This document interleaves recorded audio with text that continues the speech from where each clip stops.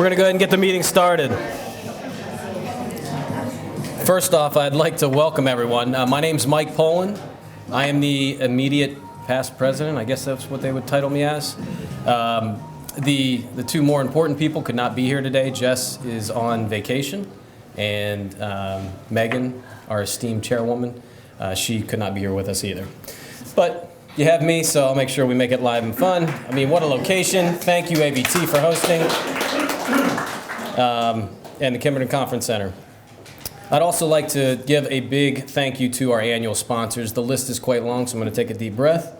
We have the Phoenixville Hospital, Phoenixville JCs, SEI, Benchmark Federal Credit Union, Phoenixville Federal Bank and Trust, Premier Planning Group, Riverworks Luxury Apartments, Ardent Credit Union, AFC Urgent Care, BB&T Bank, Better Homes and Gardens, Giardina Insurance and Financial Services, John Kennedy Ford, Malley LLP, OWM Law, Patriot Pest Solutions, Phoenix Village Luxury Apartments, Steve Greco Landscaping, and Tompkin Vist Bank. So please give a round of applause for all of our annual sponsors.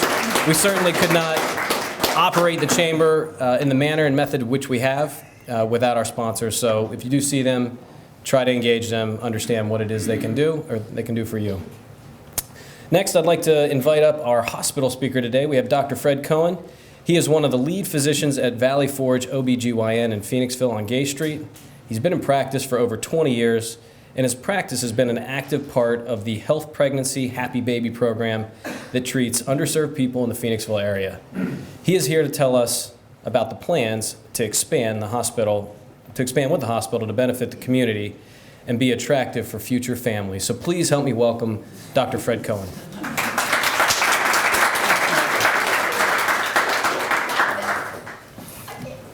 Hi, everybody, and thanks, Mike. As Mike mentioned, my name is Frederick Cohen, and I want to thank all of you for having me here today.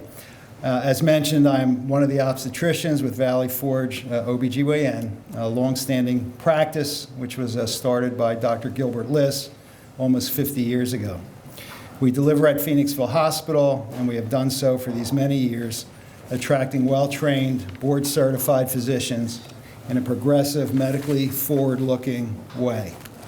I joined the practice in 1988, and all of our doctors live in the immediate Phoenixville area and have stayed with the practice for many, many years.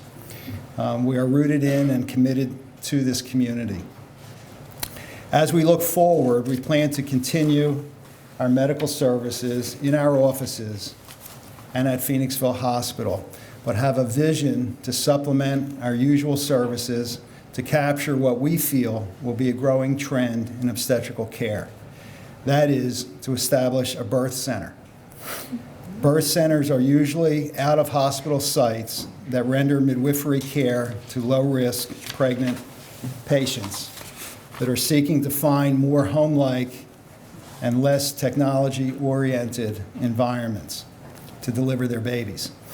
These environments are often referred to as high-touch, low-tech environments where labor is monitored by licensed and certified nurse midwives trained and committed to promoting this kind of care and proficient in the use of non-invasive, more natural approaches to labor and delivery process. The results are excellent, with great patient satisfaction, lower cost to the patient, and high success rates, including lower C-section rates and complications. Remember, these are selected low-risk pregnancies with patients who are motivated to seek this kind of care. Patients with diabetes or hypertension or twins, for instance, would not be eligible for care in a birth center. Patients who are planning for an epidural for labor would also not be appropriate for care in a birth center. Birth centers are attractive, however, for low-risk moms motivated towards natural childbirth in a less technology-driven environment and monitored by experienced nurse midwives who are trained and experienced in supporting and rendering this type of care. This is our vision for the Phoenixville Birth Center. The practice is now anticipating a new building at our 799 Gay Street location with brand-new physician offices on the first floor and a self-contained upscale birth center on the second floor. Unique to our birth center vision is to connect the birth center from that second floor location adjacent to the hospital by enclosed bridge directly into the hospital to ensure that should any complications arise during labor, delivery, or postpartum at the birth center, there will be direct and immediate access for transfer of patients to the labor and delivery suites at Phoenixville Hospital, also located on their second floors.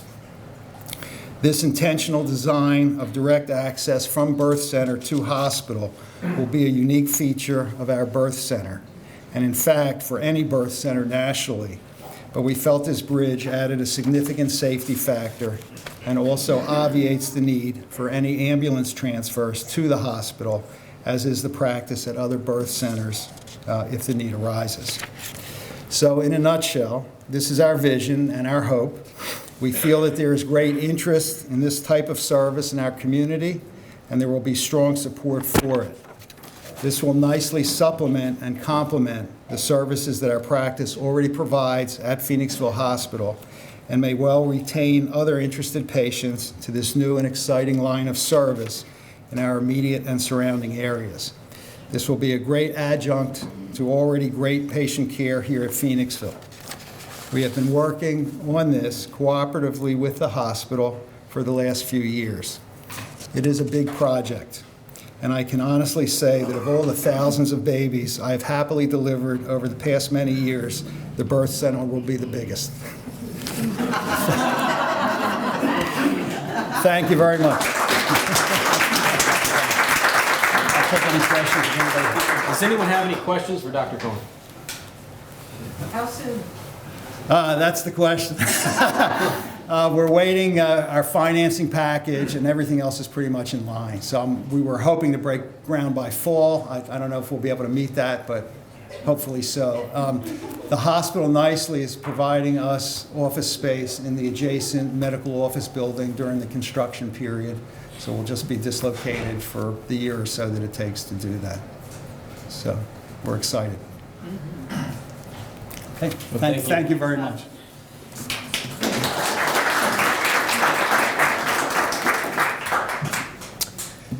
Next, I'd like to invite to the podium a man who needs no introduction. Actually, Chuck, would you like to do the introduction? No. There's going to be a tall or a short joke in here somewhere. So, Fred Hubler is our resident tech, I would call him a geek, but expert. And we always love hearing about what's new and what are the life hacks that we can understand that are going to help improve our lives. Please help me welcome Fred Hubler. Thank you, Michael. Good afternoon, everybody. My 19 minutes. Thank you very much. Most of you know me. Those that don't know me, I'm sorry for your loss, but you're about to. So productivity, I want to kind of give you a little bit of background. That is me. Run two companies. One, we have clients in 11 states. And I'm telling you all this because I needed to figure out how to be productive. I'm not telling you any of this to be proud or to brag. We have a brand new company that does coaching, MBI technology management. So I realized technology was the only way out of the hole I dug myself in and continued to dig myself in by not knowing the word no. I'm on 5 boards. I'm president of PAX. I'm on this awesome chamber board, used to be the president of the chamber board. Andy Talley, Bowen Marrow, Valley Forge Commons, because I want to make sure the trees around my office get pruned. You want something done enough, you need to just be in charge. And then I'm Phoenixville Rotary as well. Married father of twins is important because as much as you get your work stuff done, I'm keeping it clean, Troy, I'm looking at you. You have other stuff outside of work that you also have to do, and you don't want to say no to your kids, right? I mean, at least I don't want to say no. You can say no to my kids. So technology, I'm not a geek. It's cool now, Mike. All right, so we need to set the stage on what productivity really is, because I think there are people out there that think they're productive when they're just busy. And we're going to talk about that. So from a Webster standpoint, it's a measure of efficiency that a person has in completing a task. But I'm going to go one step further. It is not getting more things done. A lot of people live on tasks, and I got these tasks done. There are entire books about that's not the way it's supposed to be. So I'm going to show you things that you actually should do. I will preface it by saying almost half of these are like, oh, I knew that. I know you know it. I also know you don't do it. Common sense is not common practice. So if you want to be here this time next year and actually have gotten more stuff done, see, Troy, I'm keeping it clean. I also have a web show that they end up editing it afterwards because I have flowery language. And that wasn't even up there. So I have a web show for Roxy Pop and a podcast, so I'm out there. Productivity actually is getting the important things done consistently. Now that last part, consistently, means a big thing. We all have had the work week before vacation.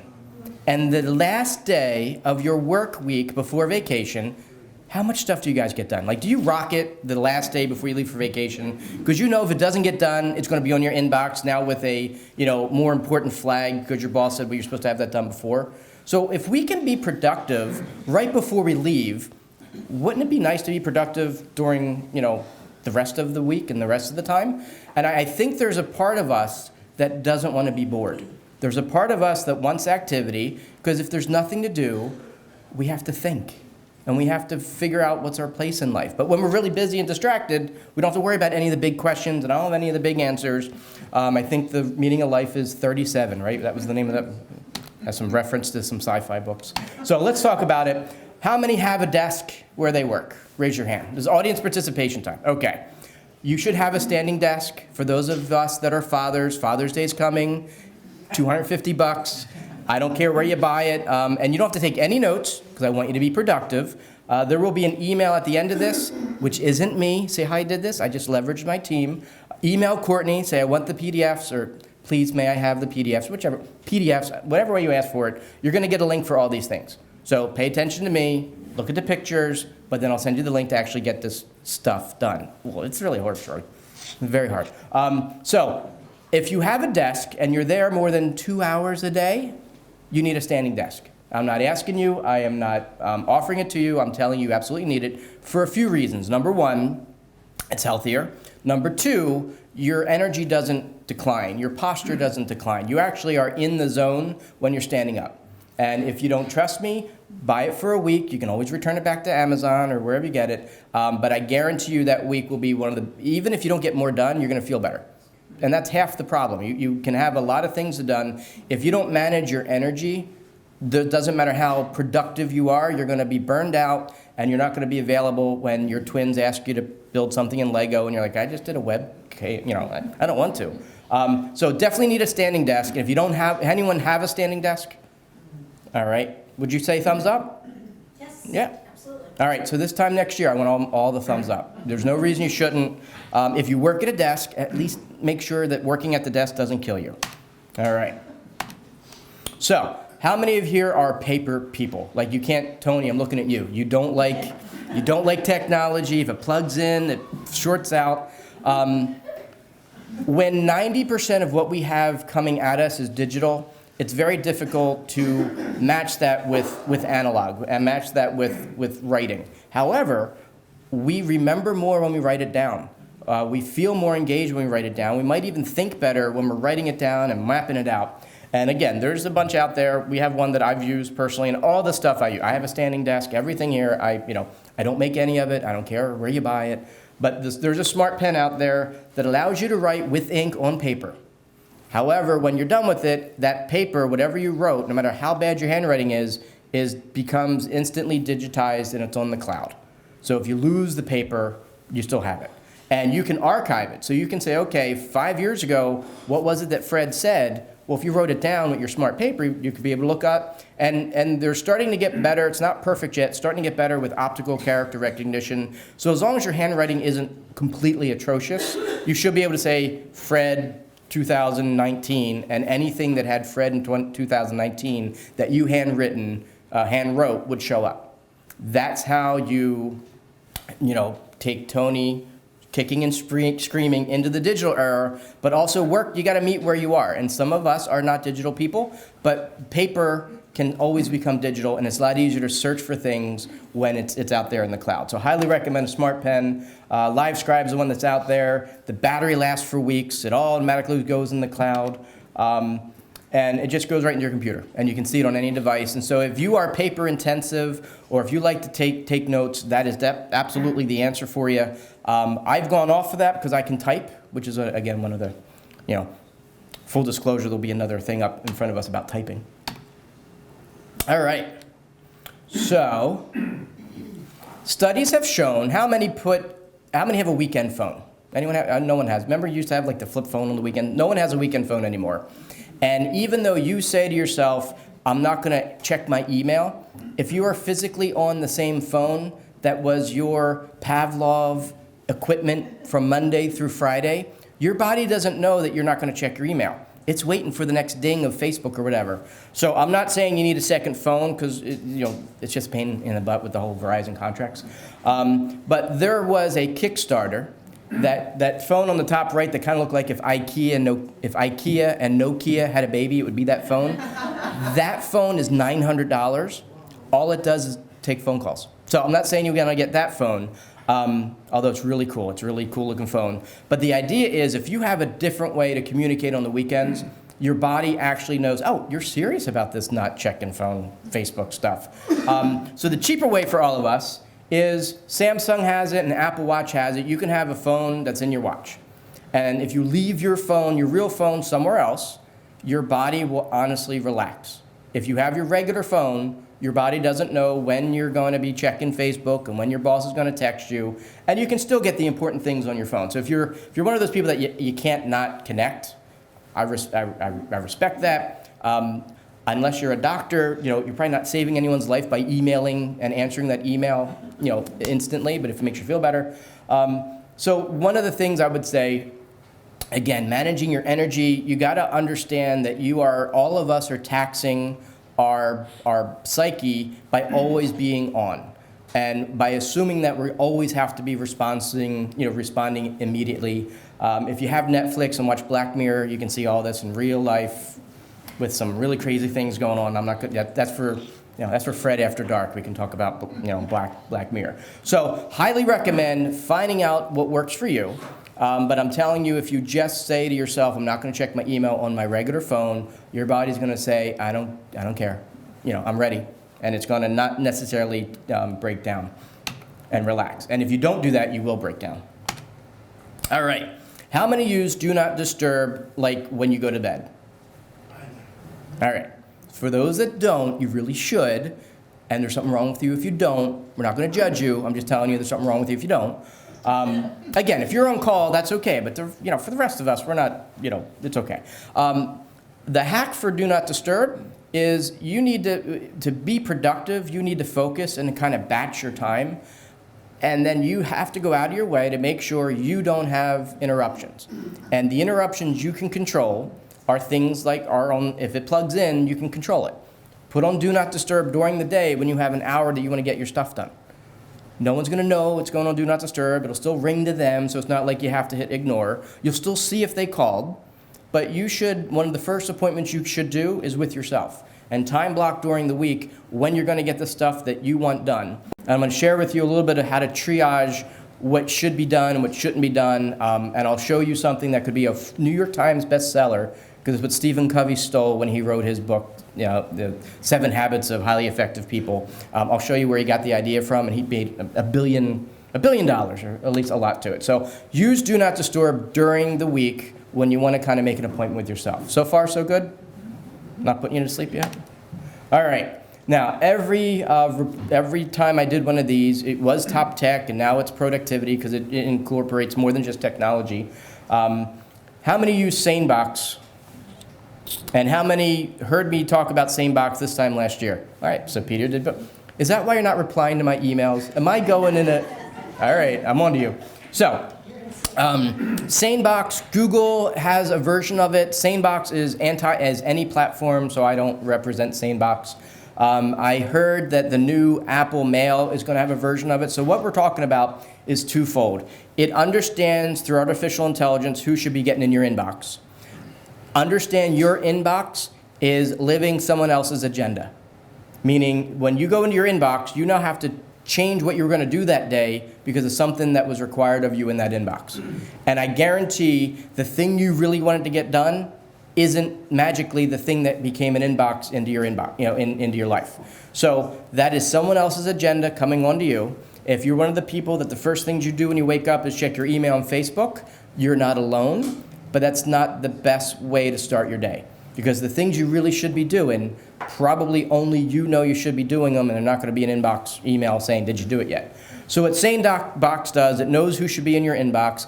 We all know you need the Amazon receipt, but does it have to be in your inbox? No. And we all know that once you look at something, you get bombarded with ads and emails. That's why every chance I get, I look up men's spandex on Chuck Benz's phone, and then anywhere he goes on the internet, there's going to be ads for men's spandex. You got to use that to your advantage. And it's the little things that matter. I love you, Chuck. So, SaneBox is, and again, I'll send you the link for it. If you're in sales, how many are in sales?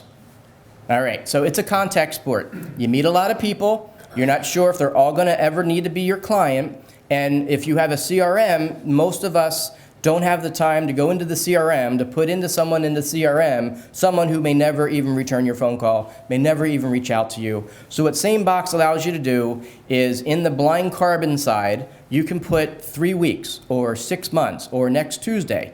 So Mary, nice to meet you. Looking forward to having coffee. You told me to reach out in 2 weeks. I'll catch up with you in 2 weeks. And in the blind carbon, you can say 2 weeks at SaneBox. And what that does is SaneBox in 2 weeks puts the email I just sent to the person back in my inbox. And I can look at it and say, did I ever have that coffee? And if not, hey, you told me to do it in 2 weeks. So if you're in any type of sale, SaneBox is worth its weight in gold. It's like $3 a month. Like it's really, I would pay $30 a month. Like you can't take it out of my dead hands now, because SaneBox is one of those things where you can know that you don't have to worry about it. And part of what you want to do, again, we all have limited RAM. The more you can put processes in that you don't have to remember, the better you are. Because what you want to eventually get to is a day that has open space, that you have now the chance to think, what's the next step? What's the next thing I should be doing? It won't be an email in your inbox. You need to have space in the day to be aware so your body can take a breath and be like, you know what, we should do this, or we should look at that. And you got to know how the body works to kind of make sure those moments happen. And you can't force them, but you're never going to have them if you're just constantly in reactive mode. So highly recommend SaneBox. Again, in the thing I'll send you when you email Courtney, not me, you'll get a link for it. Try it for 2 weeks. It's free for like 2 weeks or 3 weeks, whatever it is. I did an inventory of a work week, and I spent about 70% of my time on email. At the same time, I was miserable because I was spending 70% of my time on email. Like, what do you do for a living? I'm on email, So, but we're all on email because that's how we communicate. This really helps it. And then you get a report twice a day, and you can set it up, that tells you all the emails you got that it didn't put in your inbox. So you'll see them the day that happens. And if it's a mistake and you move it it'll never make that mistake again. So it's phenomenal. Highly recommend it. Peter, before you fall asleep, you like SaneBox? All right, cool. All right. So, again, productivity is not just technology. If you're not getting sleep, you're not going to be productive the next day. And the studies have shown that there's actually a deprivation of sleep that's cumulative. So if you miss an hour a day, 7 days later, you're 7 hours behind the sleep your body was expecting. Now, all of us sleep a little bit different, and all of us need a requirement of a different amount of sleep, but you know your number. You know when you wake up and you're cranky. You know when you wake up and you're fresh. And you know when you sleep longer than you should and you wake up with a headache and you're miserable the other way. So you know that range. You need to figure that out. Apple has it. I think Droid has it. But if you tell Apple how long you want to sleep, it'll tell you to go to bed. And most of us don't have our parents calling us telling us to go to bed anymore.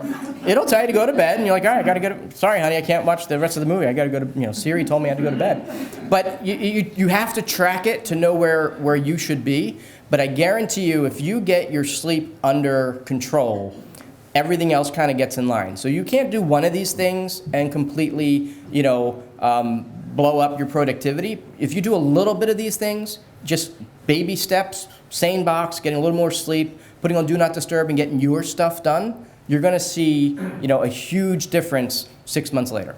Maybe not the next day, but at least 6 months later. Does stuff make sense so far? Mm-hmm. And that's like the coolest little, I had to find something cute. All right. So, there is a concept that is kind of on the underlying of cutting-edge management techniques. It is the thing that Elon Musk does. It's the thing that Steve Jobs does. It's the things that people, when we look at them and say, wow, how did they do that? The theme behind all of it is they are outcomes-based, meaning they don't care how you got there, they want you to get there. And a lot of us make artificial steps of getting to there. We make artificial, well, I got to do this, to then get that. And only if you're productive, only if you have the space in your mind to say, well, what's the best way to do that? You'll find out most of the time you're doing something probably for an antiquated reason or a reason that no longer needs to be. And I lived this in my first career was at Unisys, and I couldn't leave on Friday until after 4:30 because my mainframe would get a file called the JT file, and I would have to forward that to another node on the mainframe. And I asked my boss what the file was. He's like, I don't know, but it's required. We're in finance. You have to push that out there. So I asked him if I could find out who I'm sending it to. And I wish I was kidding, but I'm really not. I finally found out who I was sending it to, and the guy said, are you the SOB that's sending me this file every Friday at 4:30? Because I can't leave until I clear out this file, because your file takes priority over payroll, and payroll won't ever run with this file there. And I don't know who you are with, and I didn't have any access. I didn't know what I had no idea what I was doing. And I said, well, what's the JT file? Like, that's John Thomas. He was fired 15 years ago. And this guy was like, he needed it for something. So the outcomes matter. The outcome, what I thought was being productive. Now, truth be told, I wanted to leave early on Fridays. I mean, that was really my outcome was I want to leave early on Friday. How do I do it? Well, I can't do it without this file being, and I had to be at the mainframe to do it. So when you're thinking of any project, when you're thinking of any problem, when you're thinking of any issue, understand clearly what's the true outcome. Not the outcome you think and not the outcome you want, but what's the true outcome. And if you start a conversation, and you have to do it nicely, but if you start a conversation with your spouse or with a client or with a prospect and say, well, what's the best outcome of this meeting? They're going to tell you what they want to buy from you. They're going to tell you what they need from you. Now, obviously your spouse isn't buying stuff from you, but they're going to tell you what they need. And if you don't know the outcome the other person wants, there's a chance you're going to work really hard and not do anything that moves the needle for them. And if we're all in sales, if we're all in some sort of interaction with another human being, let's just cut to the chase and ask them what their outcome is. And I guarantee you, if you start putting that in there, and if you, hello, what is your outcome? I mean, you don't need to be, a robot out of it. One of the ways that we do it is, again, for your clients, if we're sitting down a year from now, what's that have to look like? And then shut up. Let them tell you what they need it to look like, and it might have nothing to do with you. It's like, I want to take some trips. I wish I could paint the house. I'm like, I'm a financial advisor. I can't help you paint the house. But at least you know what their view of the next 12 months are. So, there are complete books written about outcome-based, not even outcome-based selling, but outcome-based thinking. It is a different mindset. It is not a task-driven mindset. It is really it cuts to the chase. At the end of the day, it cuts to the chase. If you can implement it in the things you do for a living, if you ask your boss, here, I want you to do this task, and you ask him what's the best outcome for this, he might tell you something that you can get to in one step, where you thought he needed this gigantic folder and this whole file, and his outcome might be, I don't want my phone to ring from this client. All right, well then I'll give him my number. You need to figure that out. Does that make sense? I'm giving you some mind bombs over here, guys. You gotta, All right. How many write emails using a computer? All right, so who doesn't have their hand up? So I'm like, I want your job. All right. How many know how to touch type? Okay. So if your hand was up the first time and your hand wasn't up the second time, I'm about to give you about 7 years of your life back, because this is not how you type emails in 2019. And there is $30, $29 apps that you can just do. And the only thing, I learned 2 things in high school: how to touch type and how to deal with rejection from girls. And I only use one of those. Maybe the other, I use one of those all the time, and the other one some of the time. But either way, it's not about me, it's about you guys. If you don't learn how to touch type, you're really doing yourself a disservice, because you can type, you can learn it very easy. when's the last time you did something new? Like if you're over 30, you're not doing new things that often. If you don't know how to type, do it, just to show that you know how to do something new. And there's a few things here. Again, your brain is pliable. You're learning a new skill opens up new things in your brain. You don't need me to tell you that. And if the doctor didn't leave early, he'd be telling you that too. He was the only other Fred in the room, and he left me hanging. So next time I see him, I'll give him a hard time. So if you do one thing of all the things I'm talking about, if you have any computer work during the day, learn how to type. And if you think you know how to touch type and you still have to like look at it, that's not touch typing. For $20, buy the app and learn how to do it. They're out there, they're cheap, and you can't afford not to. So if you're doing 30 minutes of typing, that's 7.5 days of non-stop typing per year. That's time you can get back. The faster you are, the more time you have for yourself. You know, most people that learn how to type can type about 50 to 100% faster. So that means either you're doing twice the amount of emails as you would have otherwise, or you're getting the emails done faster than you would have otherwise. You don't need me to teach you math. So the bottom segment, this isn't just to do with touch typing, but you can spend all day in front of your computer, like I did, and not really have moved the needle much with productivity. So the studies show 45 minutes, plus or minus, depending on who you are, is the most you can be focused on a task. So if you want to check your emails, check it once or twice a day, and don't check it for more than 45 minutes to an hour. Life will not end if you miss an email after that window and the next window. We all know if we really want to reach you, we're going to text you. At the end of the day, that's what we're doing now. But if you plan your week in the modules that you're trying to do in less than an hour, that works perfectly. If it's really important, put on Do Not Disturb, and then schedule the hour for you to do it. See how all these things kind of work together? All right. So this is the thing I told you. Stephen Covey, and I love him. He's dead, but I still love him. His whole thing, the 7 habits of highly effective people, was all basically generated from something Dwight Eisenhower wrote decades ago. And this is where, if you're looking at a schematic of, okay, I have all the stuff to do, how do I triage it? This is it. There's urgent and not urgent. And then this box, and again, I'll send it to you, you need to triage what really matters, and it helps if you cheat. And by that I mean, if you found out whatever the task is that might be in one of these boxes, if you had pre-asked what the outcome is that's wanted, either from your boss or your client or your customer, then this helps you figure this out. Because it's not where you put that task, it's what's the outcome that's needed kind of figures out where to put the task. But you can write a book. If you want to write a New York Times bestseller, I guarantee you there's probably 30% of the business world that will buy that just because this is on the cover. You don't have to say anything. I mean, that's the whole book right there. I'm not going to read it to you, but basically the gist of it is what's important is seldom urgent, and what is urgent is seldom important. And so if you want to be productive, you need to be putting the things that are important and not urgent, but you need to get them done. You need to put them, schedule them in your week and work with them and make sure you don't get interrupted. Dun, dun, dun. And if you didn't hear what I just said, there it is again. All right, so here's how you be productive. Email Courtney and ask for the links, and she'll send you one PDF with all the links. The standing desk off of Amazon that we use. And I would like to spend some time with questions, because I wanted this to be about you guys, not about me. And I don't know if there's a thank you. No, not a thank you. Yeah, sorry. So if you have a team, or you have an admin, or if you don't have an admin, you can have a virtual admin. There's people that will just do this remotely. Highly recommend it. So open for questions as you guys take pictures of. Just tell me what that, I can't read the. CCWMG. CCW? Yeah, Cat, William, Mary, Greg. W, oh, that's an M. Yeah. Okay. CCWMG.com. Any questions, Michael? How many doing on time? We're good.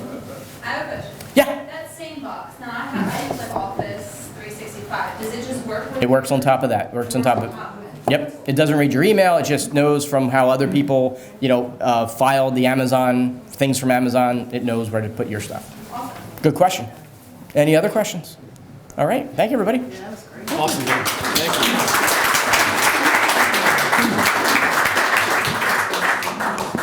All right, please help me welcome Karen up to the podium. She is going to be doing our raffle. You have help, Karen? Or no? You have help? doing this? Do you need me? Oh, yeah, for afterwards. Like, I'm gonna pull the raffle and then like come back and do all the stuff.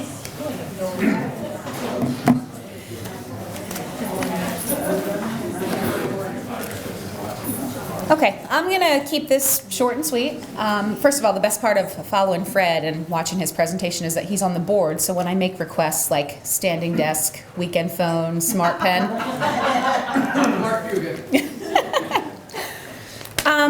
Okay, so one of the things that we're gonna just talk quickly about today is things to do, some staycation ideas, things to do right here in the Phoenixville area.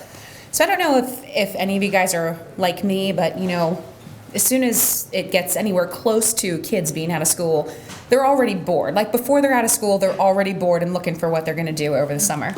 And you make vacation plans, but also, depending on who you're traveling with, and by that I definitely mean your kids, sometimes you need a vacation from your vacation. So, there are things you can do right here in Phoenixville. You don't even have to leave. I mean, maybe take some time off work if that's available to you, and then stay locally and do some local things.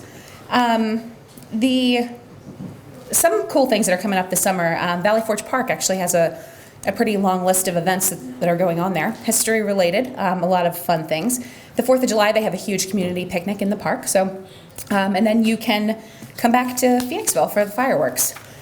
They're in the back. The table that's, as soon as you walked in, there was a whole, slate of things on there. It's information on summer camps, our Phoenixville event cards, which you're all probably really sick of seeing. East Pikeland Township also has an event card that we have back there as well. These are just, different kinds of things that you can do here. One of the new events that we have here this summer is, it's called Rockin' and Reelin', and it's in Reeves Park, and that's sponsored by our friends at Phoenixville Federal. Movie and a concert in the park. Really cool. It's a lot of fun. Okay, so also, if coming up at the end of this month is the Canal Day from the Schuylkill Canal Association. They host their Canal Day. Family-oriented fun. It's all along the canal. Lock Tender's house. They open the lock, and if you guys haven't had the opportunity to see that, it's pretty cool. There's painting, games, crafts. There's a 5-mile water trail race on a canoe. And then, of course, the canal joust, which is very popular. So those are just some of the events that are coming up. And like I said, you can stop in the back and grab some of that information before you leave today. So one of the other things that we're going to talk about quickly is some of the summer camps in the area. There are so many, and that makes up the majority of the information back there. Phoenixville School District has a ton of camps. I'll just show you some of the flyers. This is STEAM Camp. This is different creative things that you can do. Your kids, and this is from ages 4 to 7. Marbling artwork, spin art creations, spray bottle fun, and watercolor painting. And that is held at the Phoenixville Middle School. There's also a kindergarten camp. I'm sorry, I have so much stuff up here.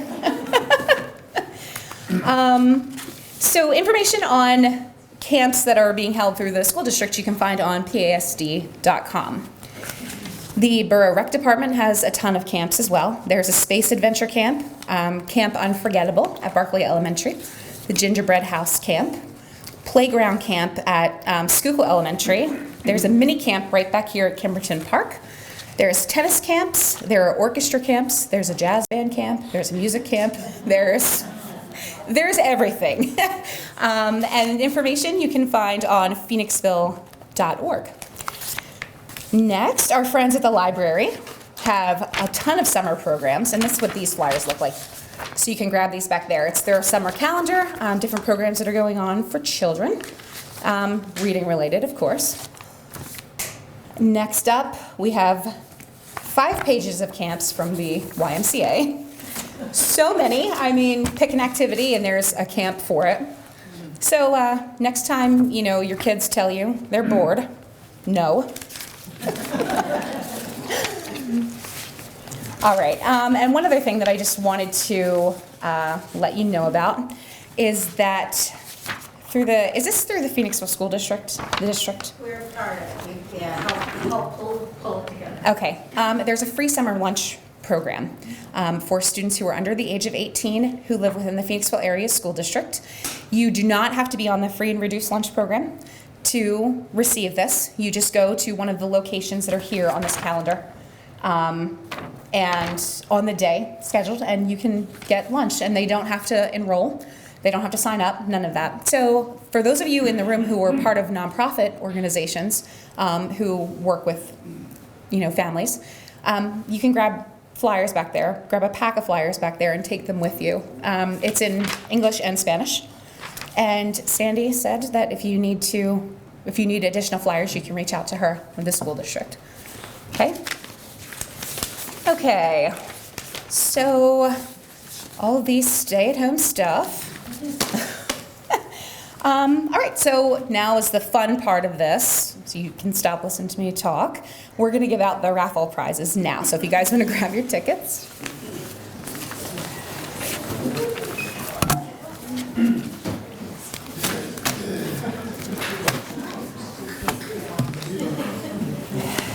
Okay, you ready? And Peter is going to be Vanna White. Thank you very much. All right, so the first one is for the Margaritaville basket. That is 240. Yes.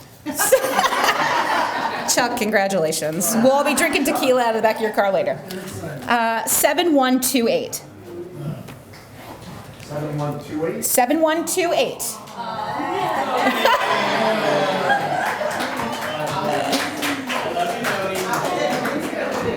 Didn't I say when you came in here that now that the McCrackens aren't here, you had a shot today?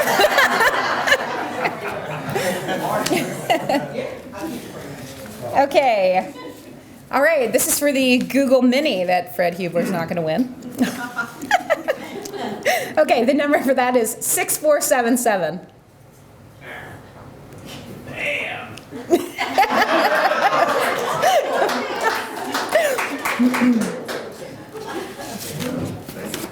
All right, next one is for the Phillies Little Portable Grill. 6993. 6993. Anybody?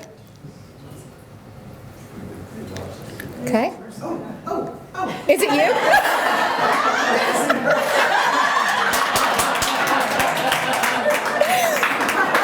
Peter, if you could just go ahead and deliver that to yourself, that'd be great.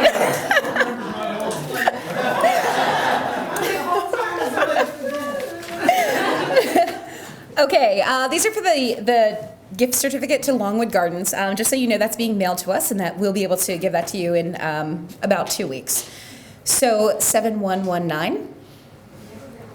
Oh, that's me. All right. All right, Colonial Theater. 6453. Yay!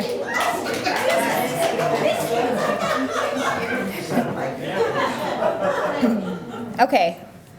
Reading Phillies. Reading Phillies, 6467. All right. Which date would you like? The 2nd or the 11th? July. 2nd. Okay.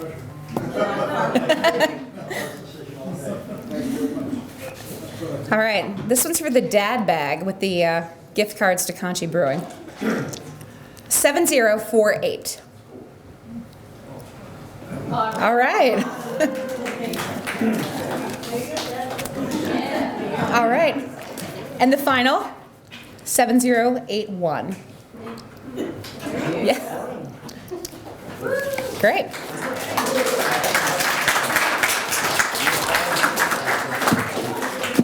Okay. Thank you, guys.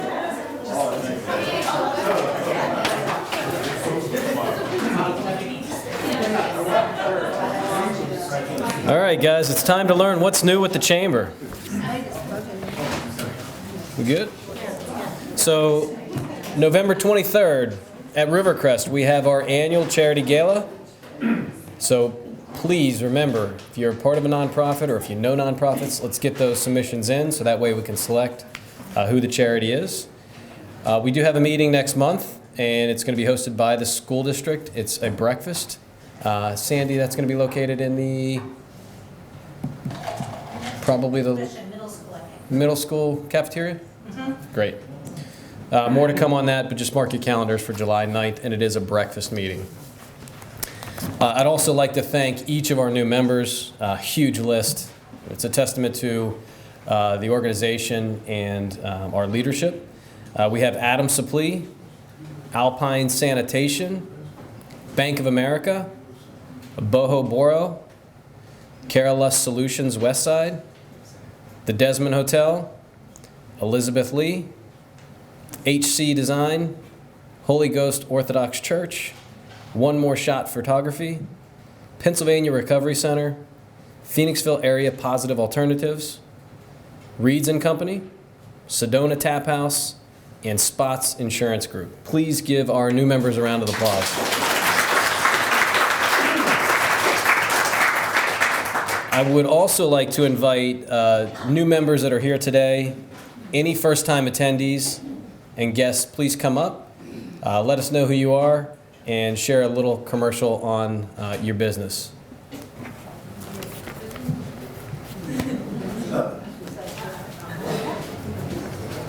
All right.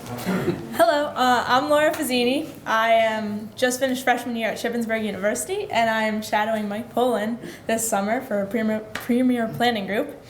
And I guess I just want to say thank you for letting me sit in on your lunch and all being so welcoming. Thanks. Anyone else? Okay. Any community announcements? Come on up.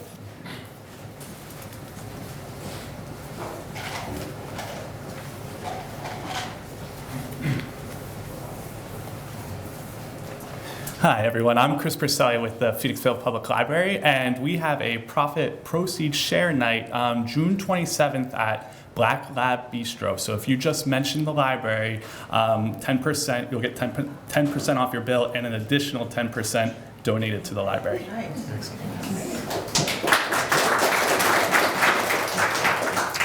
Thanks. Well, that concludes our meeting for June. I would like to remind everyone, if you could, just leave your name tag on the way out. And we look forward to seeing you next time.